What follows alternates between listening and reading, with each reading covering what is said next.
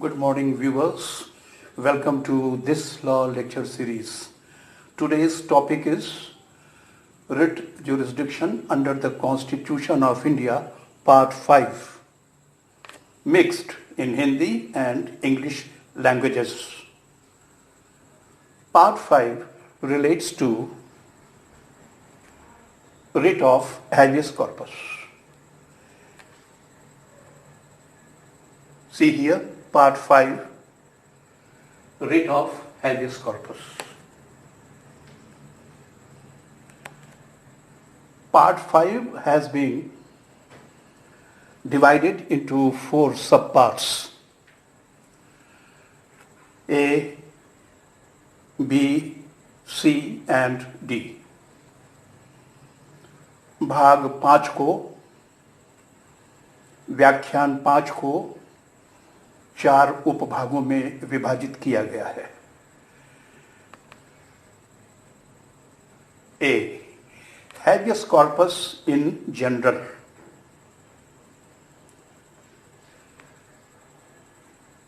B. Nature and purpose of writ of habeas corpus.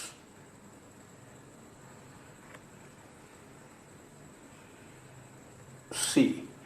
The procedural aspects of the writ of habeas corpus. D. Other relevant things. बंदी प्रत्यक्षीकरण याचिका सामान्यतः बंदी प्रत्यक्षीकरण याचिका की प्रकृति तथा उद्देश्य। बंदी प्रत्यक्षीकरण याचिका का प्रक्रियात्मक पक्ष।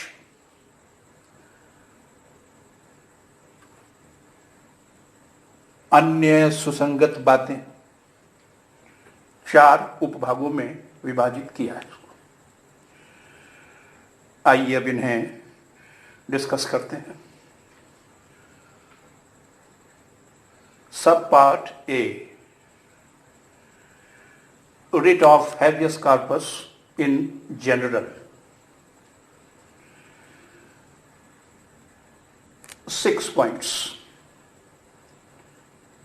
6 points. First, what is writ? लेख क्या है? A writ is a formal order, authoritative order of sovereign authority. संप्रभु प्राधिकारी का औपचारिक तथा प्राधिकारवान आदेश। Authoritative and formal order of the sovereign authority is called a writ. Formal means it must be signed. It must be under seal. It must be written. औपचारिक से तात्पर्य है इसे लिखित होना चाहिए, मुद्रांकित होना चाहिए तथा हस्ताक्षरित होना चाहिए। संप्रभु प्राधिकारी का औपचारिक तथा प्राधिकार संपन्न आदेश लेख कहलाता है। भारत के संविधान के परिप्रेक्ष्य में संप्रभु प्राधिकारी से तात्पर्य सर्वोच्च न्यायालय तथा उच्च न्यायालयों से है। In Indian context, in the context of the Constitution of India, sovereign authority refers to the Supreme Court of India and the High Courts.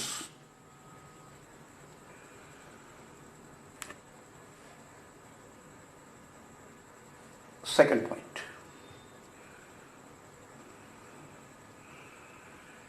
The word habeas corpus is a Latin word. It's a Latin word. It literally means, शाब्दिक अर्थ क्या है इसका? What is its literal meaning? Have the body, produce the body. बंदी को सशरीर पेश करो, बंदी को साक्षात यहां लाया जाए. Have the body, produce the body. This is English equivalent of the Latin term habeas corpus. Corpus means body. Habeas means bring him, produce him. Now, the third point. Lord Atkin. Lord Atkin says the writ of habeas corpus is one of the oldest writs known to the world. विश्व को ज्ञात सर्वाधिक प्राचीनतम लेखों में से एक लेख है. प्राचीनतम लेखों में से एक लेख बंदी प्रत्यक्षीकरण है.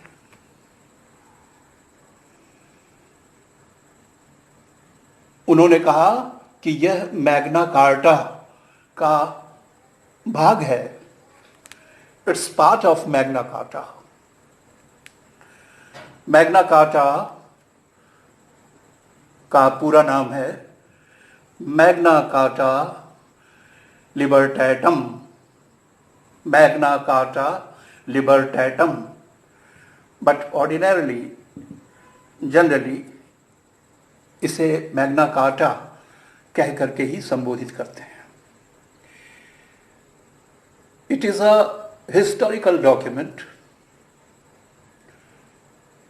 as old as 1215 AD.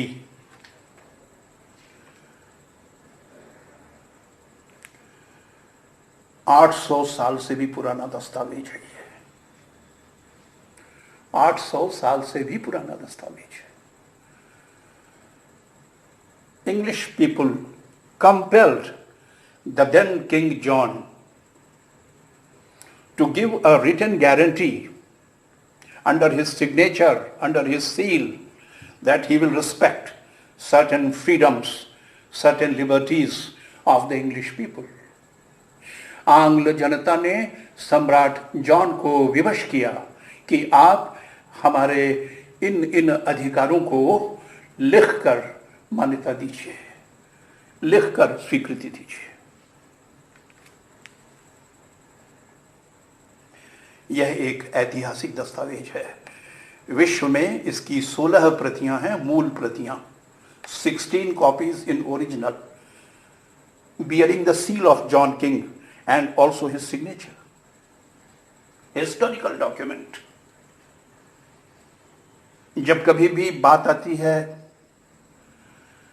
स्वतंत्रता की, निजी स्वतंत्रता की, तो शुरुआत मैग्ना कार्टा से ही होती है. Now the fourth point. What is the purpose of writ of habeas corpus? एक ही उद्देश्य है, restoration of personal liberty. If a person has been illegally detained, his liberty should be restored. विधि विरुद्धतः निरुद्ध किए गए व्यक्ति की स्वतंत्रता की पुनर्स्थापना. एकमात्र यही उद्देश्य है इसका. ध्यान रखेंगे आप. restoration of personal liberty of the person illegally detained. Who has detained? The state authorities or even the private individual. किसने निरुद्ध किया? विधि विरुद्ध निरोध किसने किया? राज्य ने, राज्य प्राधिकारियों ने, या फिर मैंने.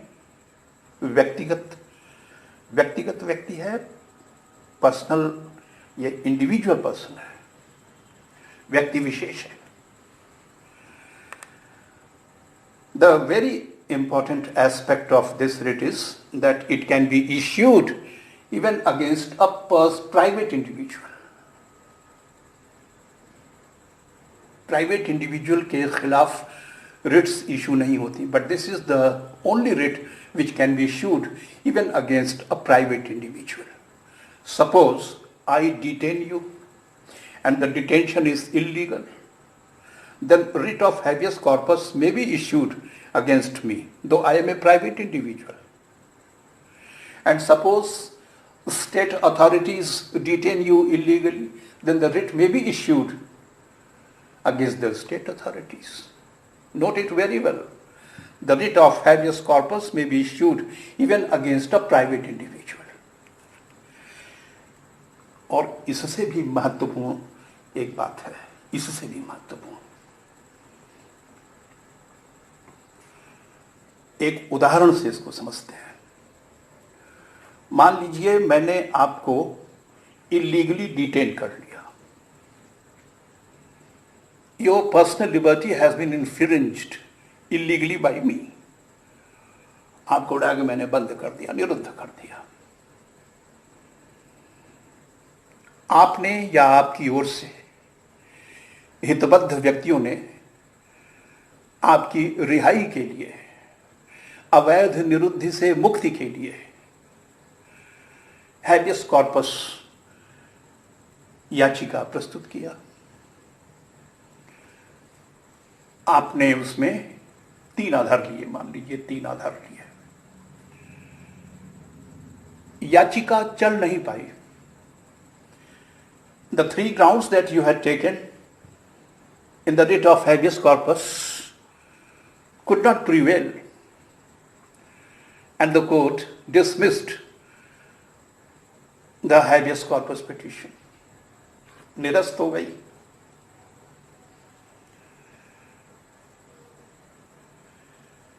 एक योग्य अधिवक्ता ने आपको राय दिया, कोई बात नहीं, कोई बात नहीं, निरस्त हो गई, हो जाने दो. देखो ये 2 नए आधार हैं और इन 2 नए आधारों पर एक नई याचिका प्रस्तुत करते हैं. Fresh true grounds, not those 3 stale grounds, 2 fresh grounds taken in fresh habeas corpus petition. कर सकते हैं, ऐसा कर सकते हैं. So successive habeas corpus writ petitions are maintainable on fresh grounds. नए नए आधारों पर नई बंदी प्रत्यक्षीकरण याचिका प्रस्तुत की जा सकती है. यह मेंटेनेबल होगी. Doctrine of constructive res judicata नहीं. Doctrine of constructive res judicata is an artificial doctrine, is a highly technical procedural doctrine. This will not come into picture. This will not come into picture. So ignoring the doctrine of constructive res judicata, fresh habeas corpus petition can be filed on fresh grounds. इसे ऐसे भी कह सकते हैं कि बंदी प्रत्यक्षीकरण लेख constructive res judicata के सिद्धांत का अपवाद है. बहुत बड़ी बात है. नए नए आधारों पर नई नई याचिकाएं लाइए और doctrine of constructive res judicata से भयभीत होने की आवश्यकता नहीं है. उसे करिए किनारे, भूल जाइए उसको. Doctrine of constructive res judicata, it's a highly technical doctrine, artificial doctrine. How can it come in the way of restoration of personal liberty? Look here, this case.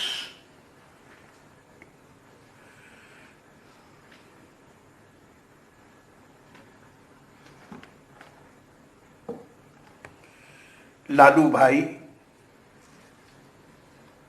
जोगी भाई Patel versus Union of India, 1991. It's a leading case. Whether the doctrine of constructive res judicata will bar a fresh habeas corpus petition? No, it will not. It will not. नए नए आधारों पर नई नई बंदी प्रत्यक्षीकरण याचिकाएं लाई जा सकेंगी और कंस्ट्रक्टिव रेस जुडिकेटा का सिद्धांत बाधक नहीं होगा. Law is totally settled in this case. It's a leading case.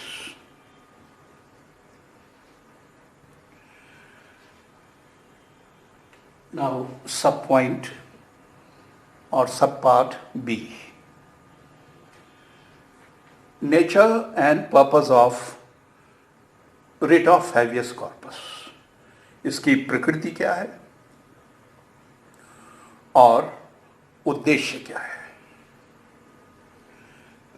Remedial है, उपचारात्मक लेख है. जो अवैध रूप से निरुद्ध किया गया है, डेटेन्यू, द पर्सन इलीगली डिटेन्ड और डेटेन्यू, उसे उपचार देंगे. It is a remedial writ. His personal liberty shall be restored and he will be very happy. So the writ is remedial in nature.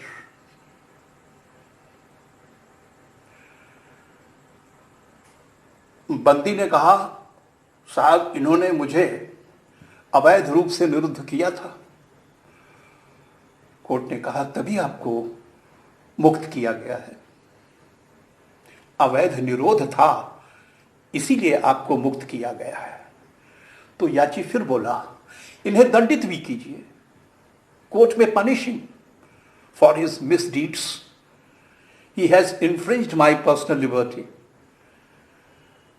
Court has restored my personal liberty, but let this person be punished also at the same time. No, no question of punishment. Habeas corpus is not punitive in its nature. दंडात्मक लेख नहीं है ये. बंदी प्रत्यक्षीकरण लेख दंडात्मक लेख नहीं है. इसका उद्देश्य बंदी बनाने वाले व्यक्ति को दंडित करना नहीं है. इसका उद्देश्य है बंदी बनाए गए व्यक्ति की निजी आजादी को बहाल करना. It is remedial, not पनिटिव.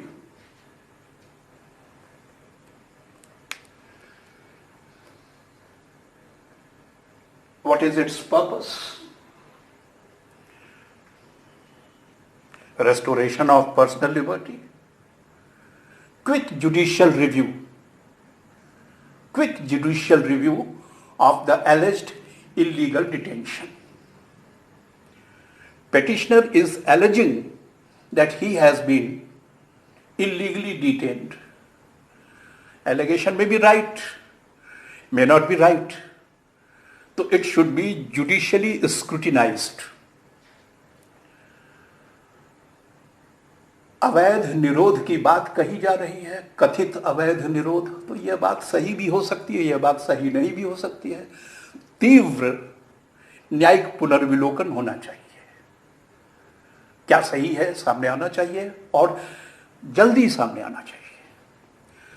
So the purpose of the writ of habeas corpus is to undertake quick judicial review of alleged illegal detention of the डेटेन्यू.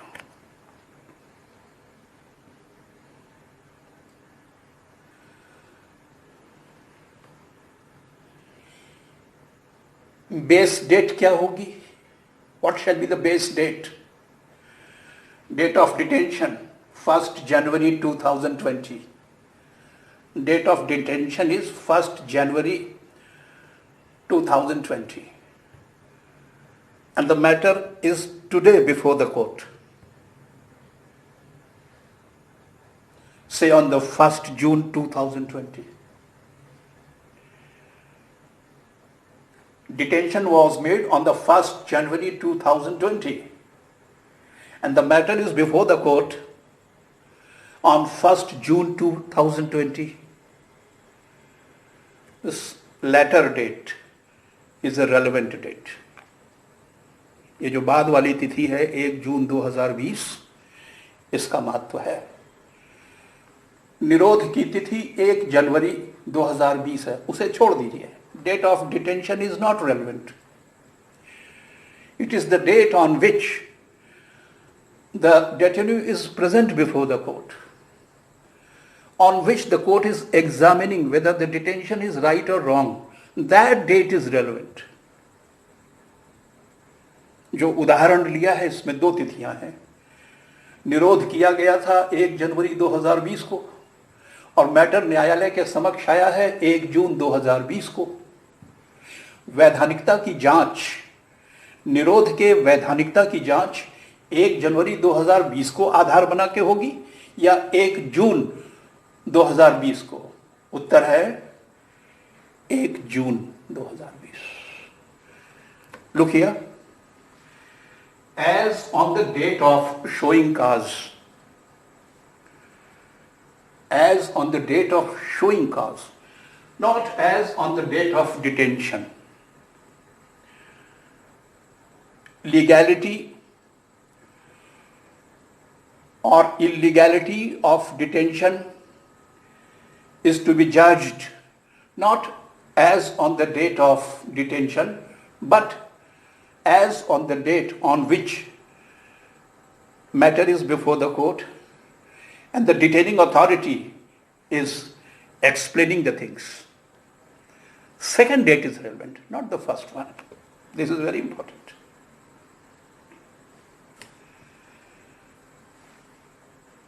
Now, subpart C. Procedural aspect of writ of habeas corpus. बंदी प्रत्यक्षीकरण याचिका का प्रक्रियात्मक पक्ष। प्रक्रियात्मक पक्ष क्या होगा? पहला, एक याचिका तैयार कीजिए, draft A petition, supported with an affidavit, साथ में शपथ पत्र लगाइए।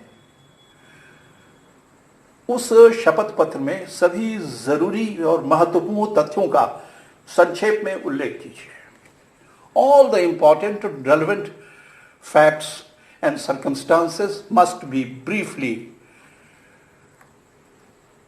written, given in that affidavit.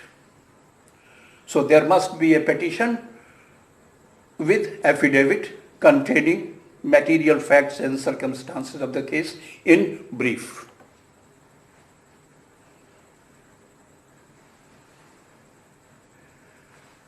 Question है, हु में apply?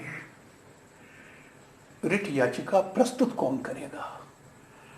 Very simple, person detained may himself file writ of habeas corpus if he can, if it is possible for him. मुझे अवैध रूप से निरुद्ध किया गया है, यदि किसी प्रकार संभव हो तो बंदी प्रत्यक्षीकरण लेख मैं स्वयं प्रस्तुत कर दूंगा। लेकिन अनेक मामलों में यह कठिन होता है, अधिकांश मामलों में कठिन होता है। Practically, it is very difficult for the person detained to come forward and file a writ of habeas corpus. So, alternatively, writ of habeas corpus may be filed by persons having interest in me. I am detained, I am the person detained. If possible, I will file the writ of habeas corpus. If it is not possible, my father will file, my mother will file, my partner will file, my principal will file. Any person having sufficient interest in me, may be a member of the family or may be a person somehow associated with me. Nitant Ajnavi, a total stranger, no, he can't file. He can't file. वह जो नितांत अजनबी है वह मेरी ओर से बंदी प्रत्यक्षीकरण याचिका प्रस्तुत कर रहा है। नहीं, ये याचिका पोषणीय न होगी।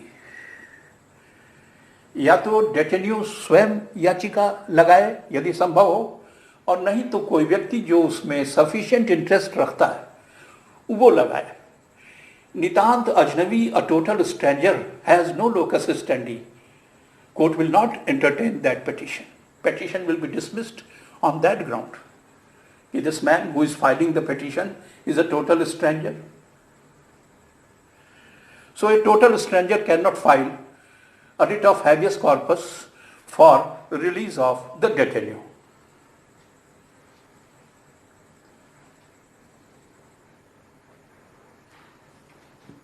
The court examined the petition.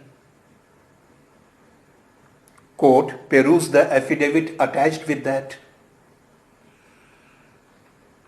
Court को ये लगा कि हाँ, प्राइमा फेसी, प्रथम दृष्टया याचिका स्वीकार कर लेना चाहिए। The court felt that the writ of habeas corpus should be admitted. Prima facie, it appears that it should be admitted.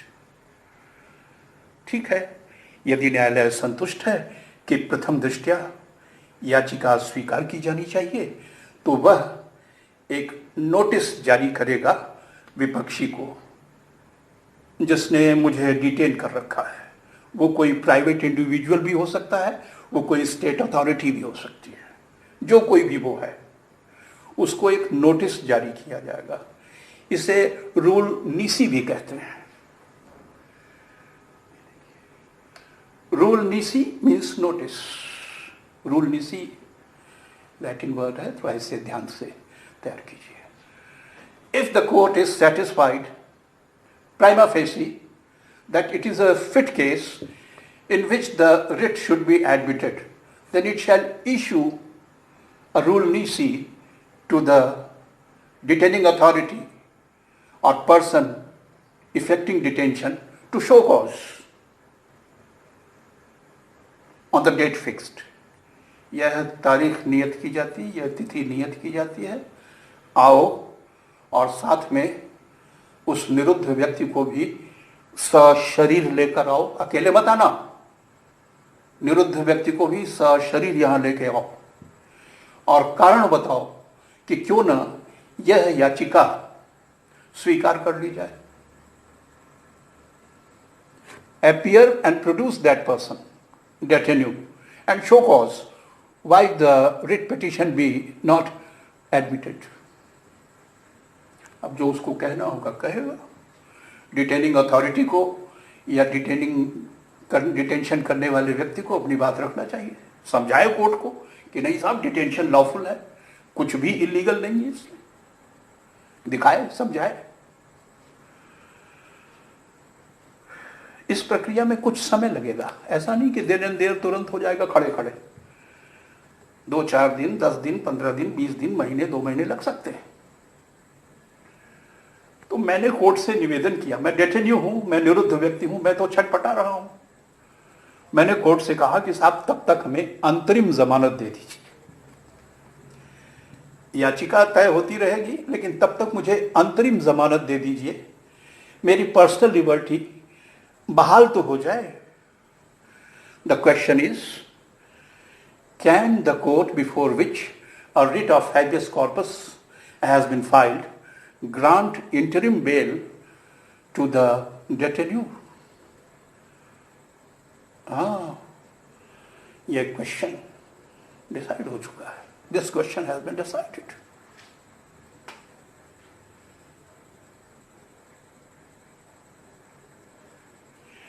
Kiran Paswan versus government of Andhra Pradesh. It's a leading case.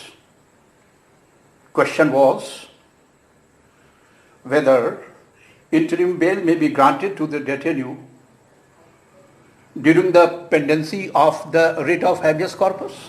क्या बंदी प्रत्यक्षीकरण लेख के लंबन के दौरान अवैध निरोध के शिकार व्यक्ति को अंतरिम जमानत दी जा सकती है? जी हां, दी जा सकती है। Kiran Paswan versus government of Andhra Pradesh 1990 Supreme Court. अंतरिम जमानत दी जा सकती है, केस चलेगा महीने भर, 1.5 महीने, 2 महीने, तब तक अंतरिम जमानत दे दीजिए। यस, इंटरिम बेल में be granted.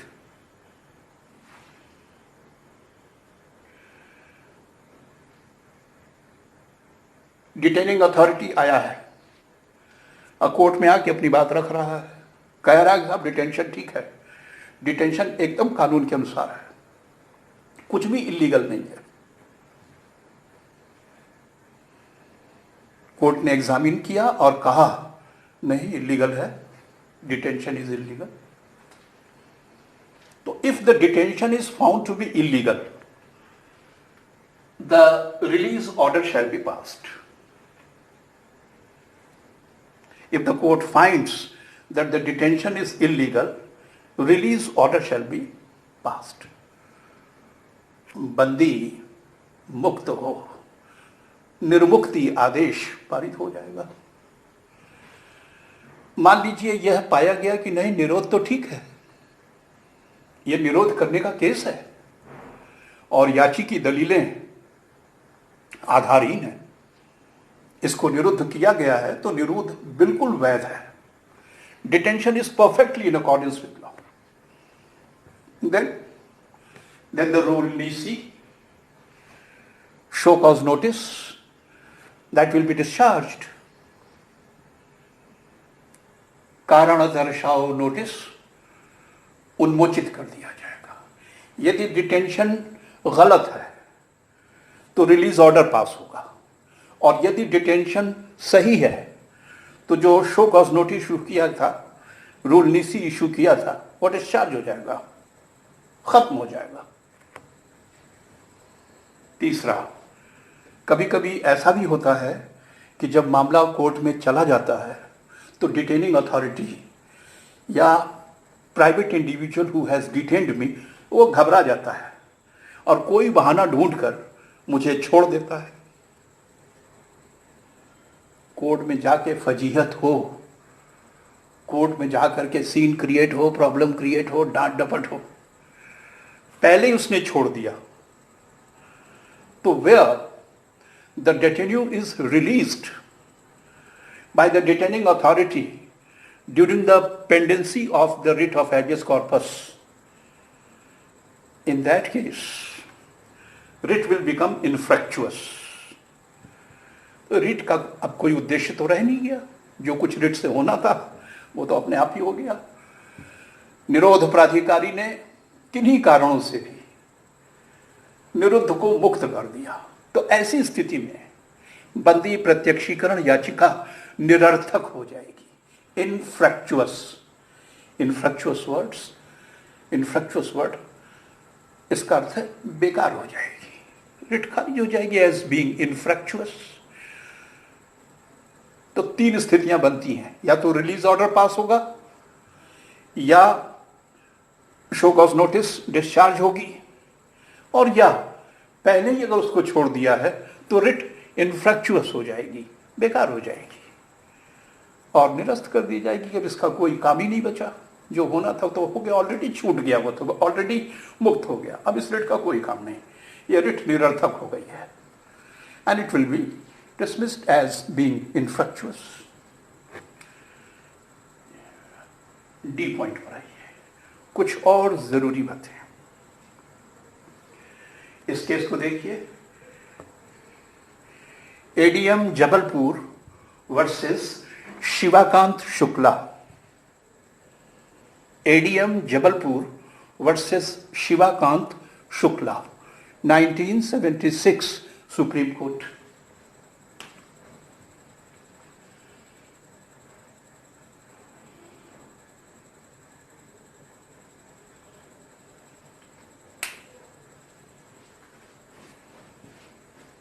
The question before the court was whether during the suspension of Article 21, अनुच्छेद 21 को राष्ट्रपति ने निलंबित कर दिया आपातकाल के दौरान। आपातकाल के दौरान अनुच्छेद 21 निलंबित कर दिया गया था। शिवाकांत शुक्ला ने अवैध निरोध के खिलाफ बंदी प्रत्यक्षीकरण याचिका प्रस्तुत किया। जब आर्टिकल 21, जिसमें पर्सनल लिबर्टी गारंटीड है, वो खुद ही सस्पेंड हो गई, तो क्या ऐसी स्थिति में writ of habeas corpus maintainable होगी? 4-1 के बहुमत से, with A majority of 4-1, the Supreme Court ruled that yes, habeas corpus petition is not maintainable when Article 21, which is the sole repository of personal liberty, has been suspended under Article 359 by the President of India. Bharat के राष्ट्रपति ने अनुच्छेद 359 के अंतर्गत अनुच्छेद 21, जो निजी आजादी का एकमात्र स्रोत है, निलंबित कर दिया। तो जब निजी आजादी ऑलरेडी निलंबित हो गई है, तो फिर कैसी हैबियस कॉर्पस पिटीशन? यह पोषणीय नहीं है। 4-1 के बहुमत से यह तय किया गया। जस्टिस एच आर खन्ना वो डिसेंट कर गए। उन्होंने कहा नहीं, अनुच्छेद 21 निलंबित हो गई है तो क्या हुआ, रिट ऑफ हैबियस कॉर्पस फिर भी मेंटेनेबल होगी। उनका विचार ठीक था, बहुमत का विचार ठीक नहीं था। With due respect to the court, हम ये कह सकते हैं कि बहुमत द्वारा व्यक्त किया गया विचार स्वस्थ नहीं था। एच.आर. खन्ना साहब ने, जस्टिस एच.आर. खन्ना महोदय ने जो ये कहा कि अनुच्छेद 21 के निलंबित हो जाने के बावजूद writ of habeas corpus maintainable रहेगी, that is the correct view of the law.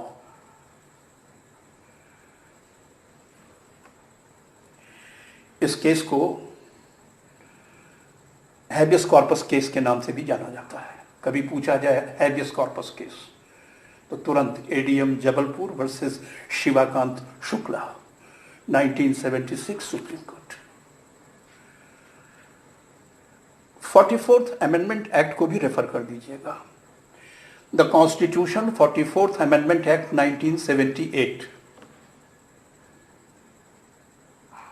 इसके द्वारा यह व्यवस्था कर दी गई कि राष्ट्रपति आर्टिकल 359 के अंतर्गत न तो अनुच्छेद 20 को और न ही अनुच्छेद 21 को आप सस्पेंड कर सकते हैं। Now president of India can not suspend article 20 or 21 in exercise of his powers under Article 359. अनुच्छेद 21 अब सस्पेंड हो ही नहीं सकता।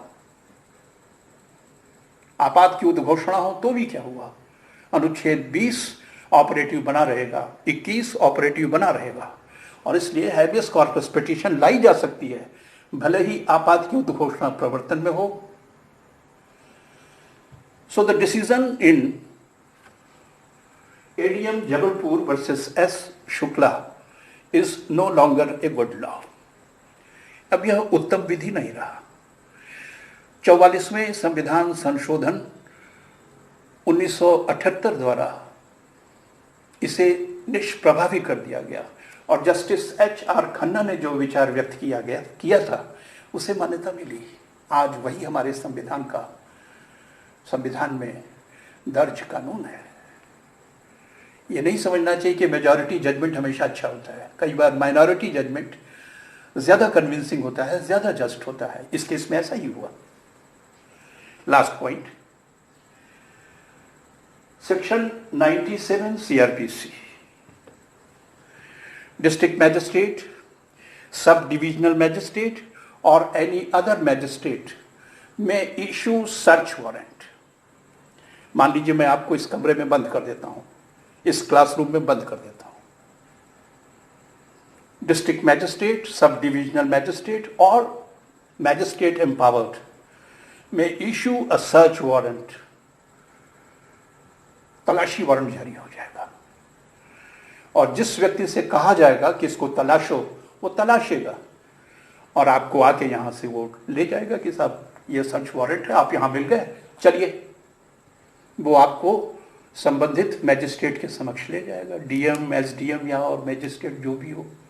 He will take you to that in pursuance of that search warrant. And then that magistrate will pass appropriate orders. And your personal liberty will be restored.